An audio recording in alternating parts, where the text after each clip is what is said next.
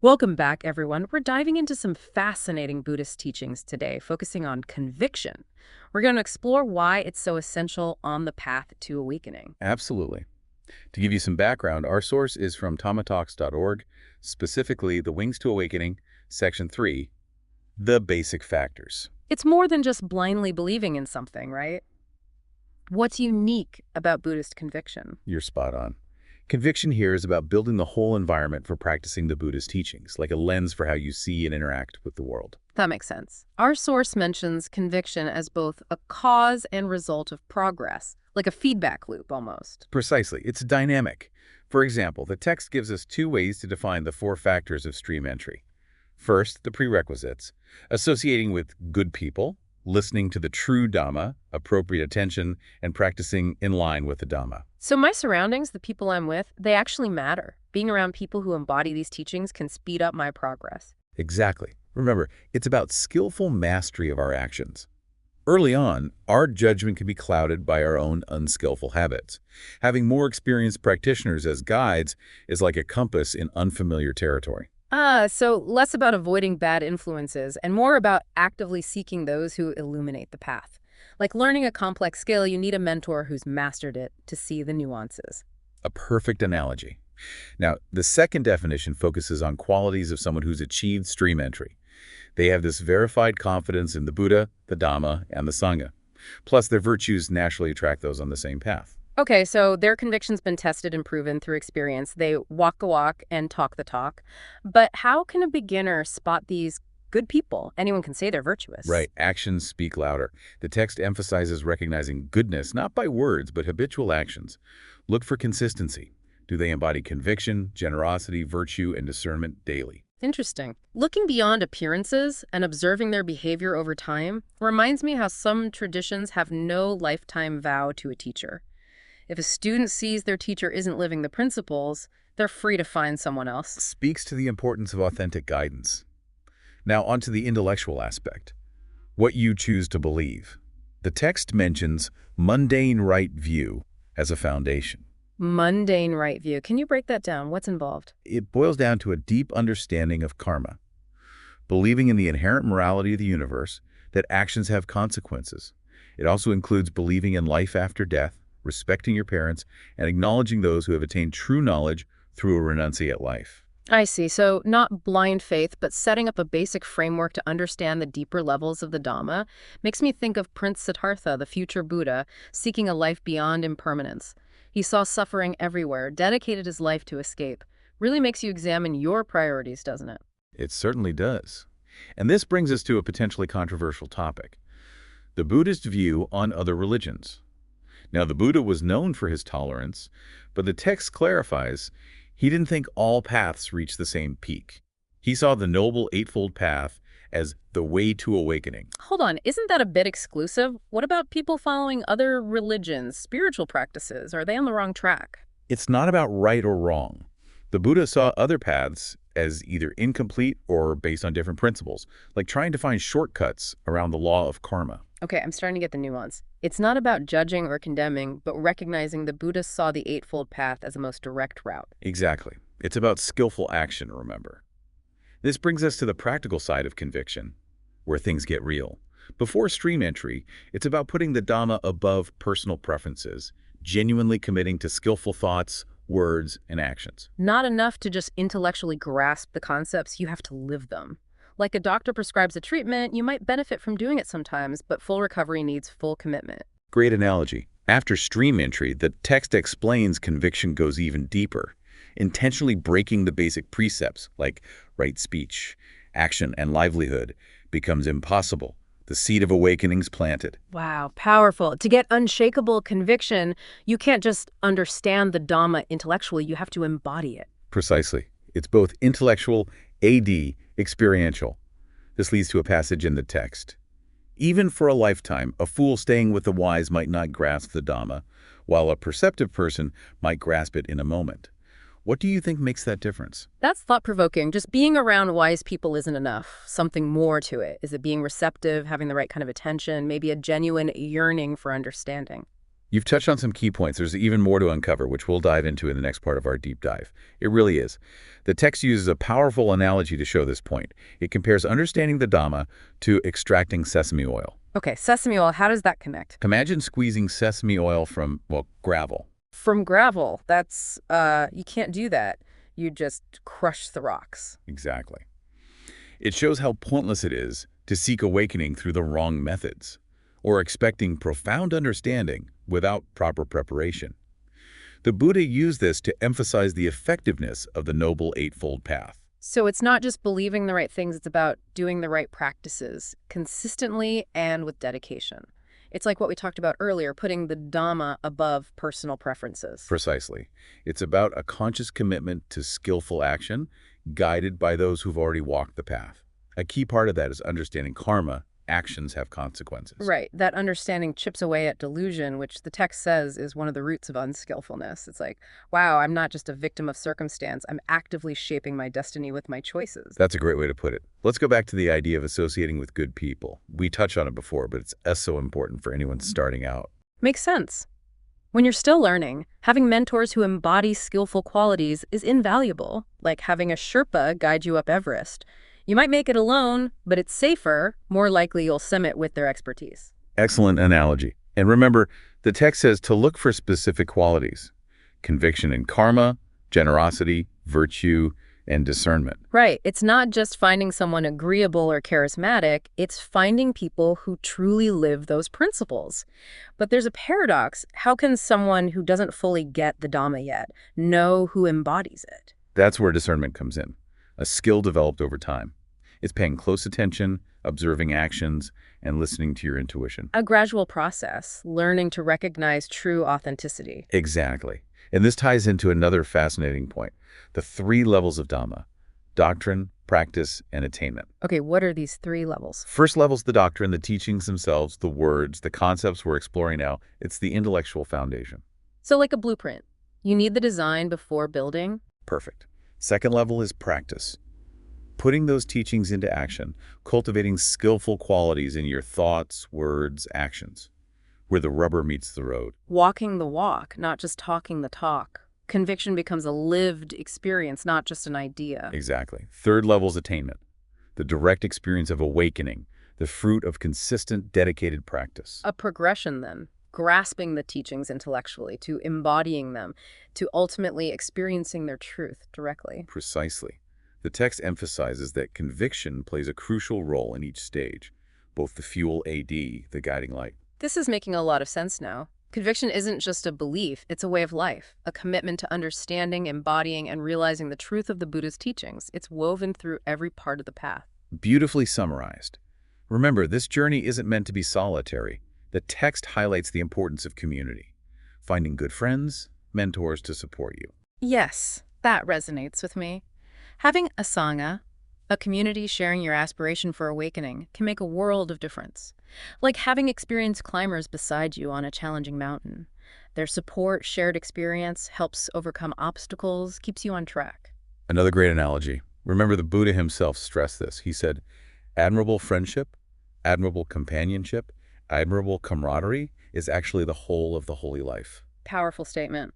Underscores the value of finding those on a similar path. It's not just getting support, it's offering it too. Absolutely, a two-way street. Everyone benefits from the shared commitment, the encouragement. But let's revisit that thought-provoking question. Even for a lifetime, a fool staying with the wise might not grasp the Dhamma, while a perceptive person might grasp it in a moment. What makes the difference? We've talked about appropriate attention, right? Focusing on what matters, being present, receptive. But there's something more, something beyond just intellectual understanding. You're onto something. The text hints at it when talking about developing skillful qualities in the mind. So not just knowing the teachings, but transforming yourself through practice, molding your mind into a more receptive vessel for wisdom. Precisely. Cultivating qualities like mindfulness, compassion, and wisdom. Qualities that let you see the world and yourself more clearly. Like polishing a mirror. The more you polish, the clearer the reflection. Great visualization. It's those qualities honed through practice that let someone grasp the Dhamma in a moment. Creating fertile ground within, preparing the mind. It's not just listening, It's active cultivation. Exactly. This transformation takes time and effort, no shortcuts, no quick fix. Not an overnight miracle. It's gradual, a journey of self-discovery, growth. You're exactly right, but a journey worth taking. Absolutely. Before we wrap this up, let's circle back to the social aspect of conviction. It seems so vital for supporting our practice. You're right. Can't ignore it.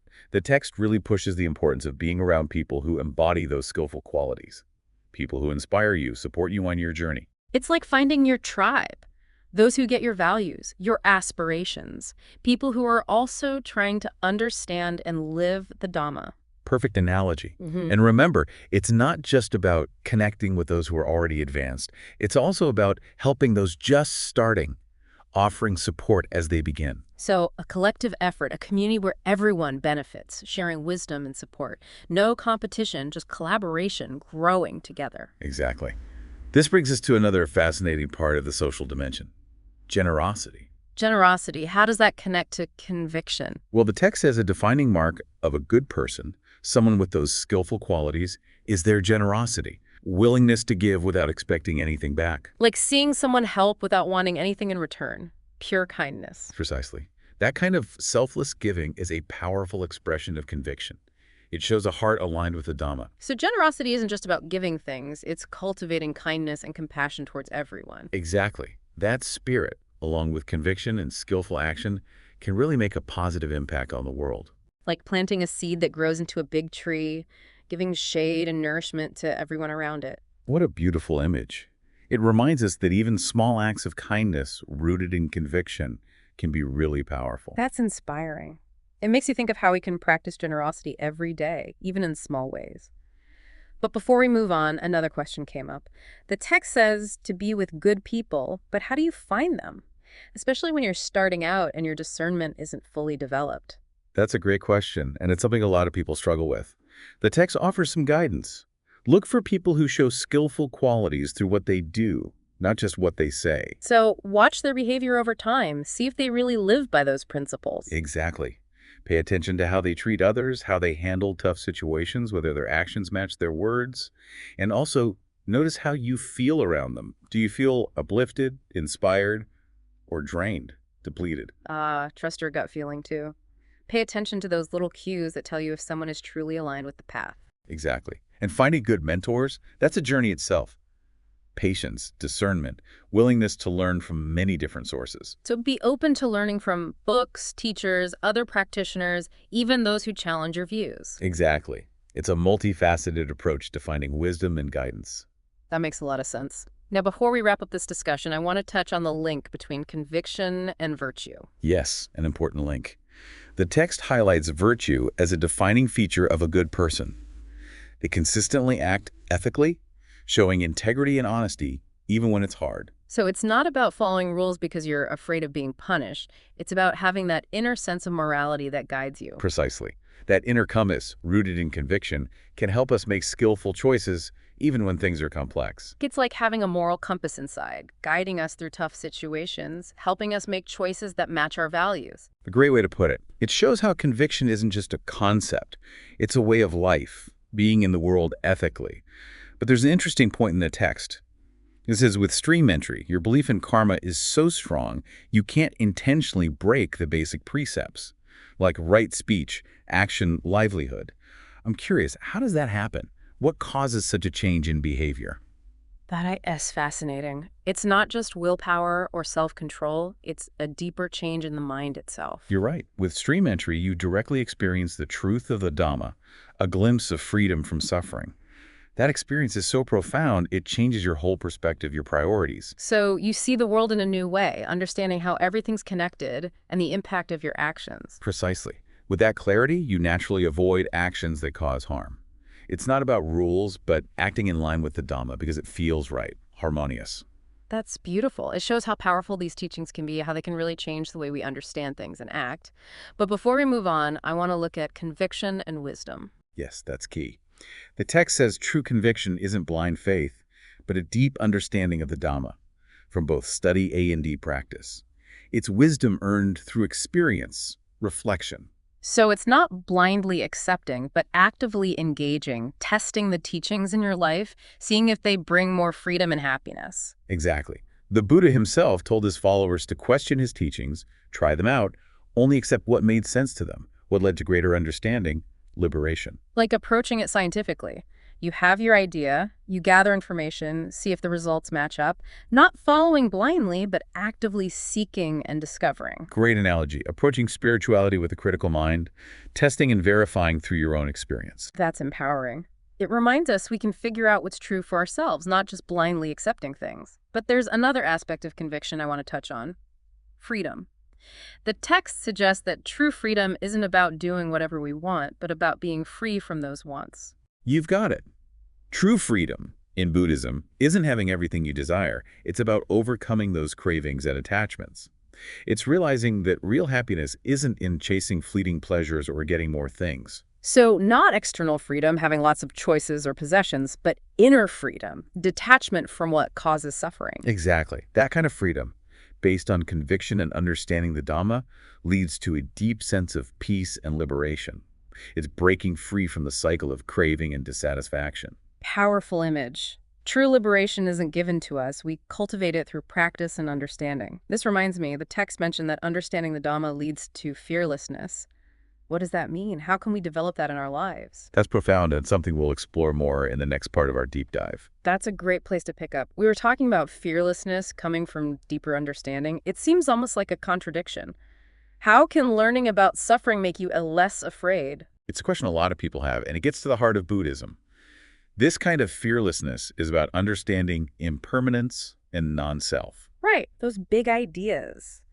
But how do they help you overcome fear? I get that clinging to things causes suffering, but isn't some fear natural? For survival? That's an important point. When we really get that everything changes our bodies, emotions, even thoughts, we stop clinging so tightly to the idea that things stay the same, and that's where a lot of fear comes from. Like trying to hold on to water, the harder you grip, the faster it slips away. So it's not about being some kind of fearless superhero, but letting go of that illusion of control. Exactly. And that's where non-self comes in. The text says that when you see there's no fixed self to defend, you stop being so afraid of protecting this idea of who you are. Instead of always protecting the separate, unchanging self, which isn't even real, you start to see yourself as part of something bigger or connected. Like you're not just a wave, you're part of the whole ocean. I love that image. And it's incredibly freeing. You feel lighter when you realize there's nothing to lose, nothing to grasp. Like that relief you get when you finally let go of something you've been holding on to for way too long. But how does this tie back to conviction? We've been talking about it as this driving force, this commitment to the path. Conviction in Buddhism isn't just saying, yeah, I agree with that. It comes from direct experience, from really understanding. And when that understanding is based on impermanence and non-self, it brings a deep sense of fearlessness. So not denying fear, but changing it through wisdom. The clearer you see reality, the less you're afraid of things that aren't even real. Exactly. This doesn't mean you become reckless.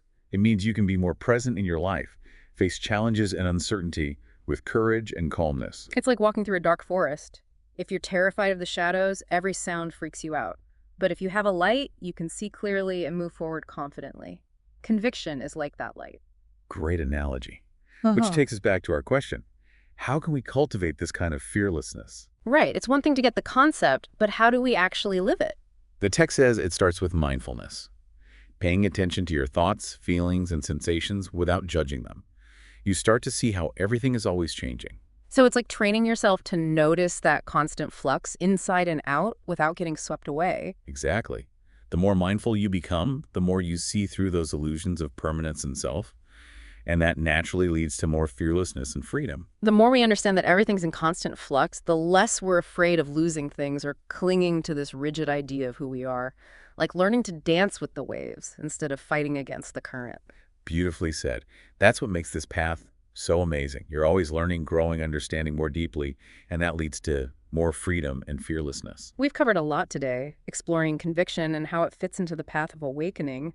Any final thoughts? Just remember, this is a journey of self-discovery. It's about practicing, cultivating skillful qualities, and seeing how they transform your experience from the inside out. It's not about being a perfect Buddhist. It's about taking these teachings to heart and seeing how they help us live with more wisdom, compassion, and fearlessness. Thanks for joining us on this deep dive into the power of conviction. Keep exploring, keep questioning, and keep cultivating that fearless spirit within.